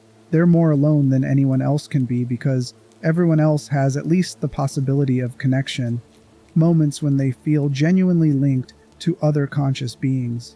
Psychopaths have no such moments. They're trapped in complete isolation, unable to reach anything beyond their own consciousness. The performances they develop, Anton's philosophy, and Franco's infantilization might be attempts to create bridges that always fail because there's nothing on their side of the gap capable of genuine connection. They're shouting across voids, getting echoes back, never reaching anything real. If that isolation could generate empathy or self-awareness, it might create the motivation for change. Someone who recognized how profoundly alone they were might seek to develop capacities for connection, even if those capacities didn't come naturally. But psychopathy includes lack of insight into one's own condition. Anton and Franco don't experience their isolation as a problem because they don't recognize that connection is something they're missing. From their perspective, they're the only ones seeing reality clearly while everyone else remains trapped in comfortable illusions about meaning and relationship. This lack of insight makes intervention impossible. You can't motivate someone to change when they don't recognize that anything about them needs changing. Anton doesn't think his lack of empathy is a deficit. He thinks it's clarity, freedom from emotional constraints that prevent other people from acting rationally. Franco doesn't experience his inability to connect as loss. He experiences other people's attempts at connection as weakness or manipulation. The gap remains unbridgeable because neither side can reach the other. Normal humans can't make psychopaths understand what empathy feels like because you can't explain color to someone without the capacity for color vision. And psychopaths can't make normal humans understand why emotional detachment is superior because humans with functioning empathy experience connection as one of life's most important elements. So we're left with the recognition that Anton and Franco represent something that can't be integrated into normal human society, not because we're unwilling to make accommodations, not because we lack compassion for people with neurological differences, but because their specific differences make them fundamentally dangerous to everyone around them, while providing no internal motivation for them to moderate their danger. They're the same character because they both exist on the wrong side of that unbridgeable gap. All the surface differences, the context, and the theatrical presentations become secondary to this fundamental fact. They're humans without the qualities that make humans social beings. Consciousness without conscience. Intelligence without empathy. Persistence without meaning beyond moment-to-moment survival and pursuit of instrumental goals. And that makes them both the answer to a question nobody wants to ask. What does it look like when someone is born human but develops without the crucial elements that make humanity more than just biological category? The answer is Anton Chigurh with his coin flips and philosophical fatalism. The answer is Franco Barbi with his pacifier and infantile performance. Different aesthetics, identical void,